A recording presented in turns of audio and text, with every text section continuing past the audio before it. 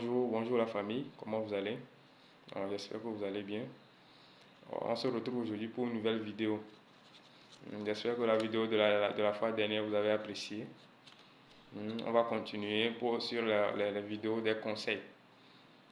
Aujourd'hui, nous allons parler de l'allaitement maternel et l'allaitement maternel et l'allaitement artificiel. Donc, on va parler de ces deux allaitements. Comment conserver le lait maternel et le lait artificiel. On va aussi parler des bienfaits de l'allaitement maternel.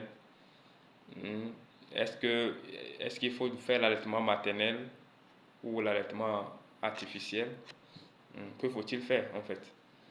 Que faut-il savoir en général sur l'allaitement? D'accord. Sans plus tarder, nous allons commencer avec l'allaitement maternel. Donc, nous disons en pédiatrie que l'allaitement maternel est la meilleure. Donc, une fois que vous avez accouché et que votre bébé, les sages-femmes ou le pédiatre qui a vu le bébé à la naissance estime qu'il n'y a pas de problème, donc vous pouvez mettre votre enfant au lait, au sein plutôt. Donc, on le met au sein. Normalement, la fréquence est chaque 2 heures.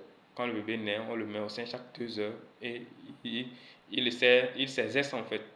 Il essaie de tenir le sein, tout ça.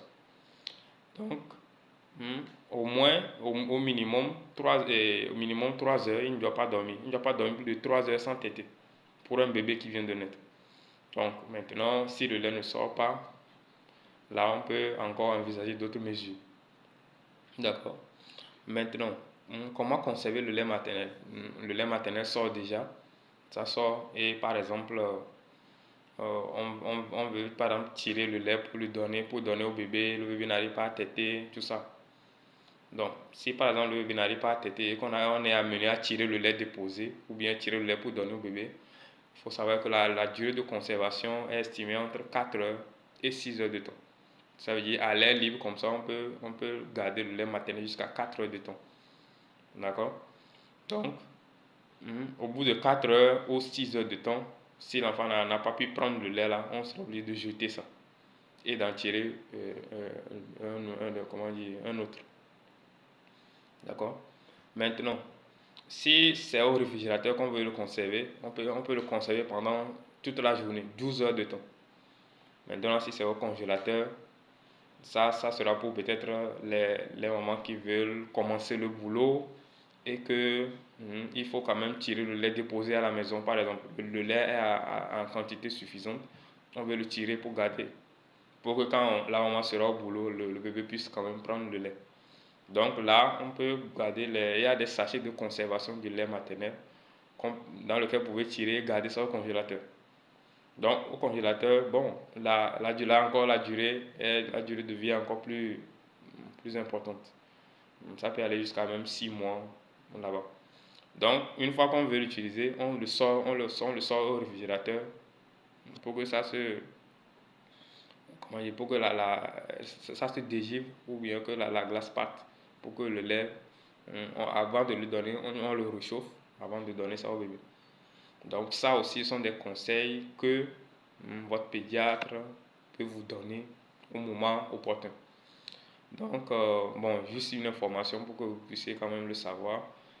Et à part ça, aussi, il y a le lait maternel contient déjà beaucoup d'eau. Donc, pas besoin vraiment de donner de l'eau encore au bébé. Parce que nous avons aussi beaucoup de ces questions. Est-ce qu'il faut donner du lait au bébé ou pas? Donc, le lait maternel, s'il y a un enfant qui est nourri au lait maternel seulement, on n'a plus besoin normalement de l'eau. Parce que il y en a de l'eau, beaucoup dans le lait maternel. Maintenant, nous allons parler du lait artificiel. Qu'est-ce qu'il faut savoir? Le lait artificiel, on l'utilise par exemple au cas où le lait maternel, la montée laiteuse est retardée par exemple chez la maman. L'enfant vient de naître, mais le lait maternel ne sort pas. Donc là, on sera obligé de prescrire le lait artificiel. Et ça encore, ça dépend de l'avis du pédiatre et des sages-femmes qui ont accouché le bébé. Donc, excusez-moi. Donc là, on prescrit le lait artificiel et la mesure, on va vous le montrer. Une cuillère rase pour 30 ml d'eau. Donc en fonction de comment le bébé, en fonction du bébé, comment dire, ce que le bébé demande, c'est ça qu'on suit pour pouvoir préparer le lait. S'il en demande 2 cuillères, ça veut dire qu'on met 2 cuillères rases, bien sûr, pour 60 ml d'eau dans ce cas. Donc la mesure de base, c'est une cuillère rase pour 30 ml d'eau. Maintenant, la conservation, c'est entre 1 heure et 3 heures de temps. Donc si vous préparez le lait artificiel et que ça dépasse 3 heures de temps, c'est que c'est gâté, on ne peut plus utiliser ça. C'est pour ça que vous devez préparer ça, vous devez mesurer la quantité proportionnellement à ce que l'enfant demande. Donc c'est ça. Maintenant, on peut également faire un allaitement mixte. Par exemple, le lait maternel sort, mais ce n'est pas suffisant. On peut compléter ça avec le lait artificiel. Et ça aussi, il n'y a pas de problème. Mais sachez quand même que le lait maternel, c'est quand même la meilleure. Le meilleur. Donc, dans tout ça, il faut savoir que l'enfant, dès que le bébé naît, il doit manger toutes les 3 heures minimum. D'accord? Toutes les 3 heures, le bébé doit manger. Que ce soit le lait artificiel, que ce soit le lait maternel, il doit manger toutes les 3 heures. Maintenant, en fonction, si le bébé grandit, lui-même, il va vous guider. Il sera peut-être quand il va avoir faim, par exemple, il va se réveiller, il va pleurer et tout. Et là, vous savez qu'il veut manger, donc vous le donnez. Et c'est lui qui va maintenant vous dicter le rythme à laquelle vous allez.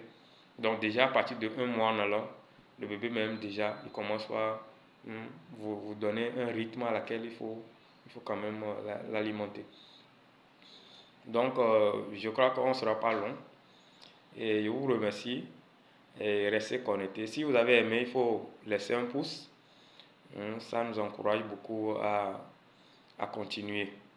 Et n'oubliez pas de partager aussi, car la connaissance permet de mieux vivre. Merci.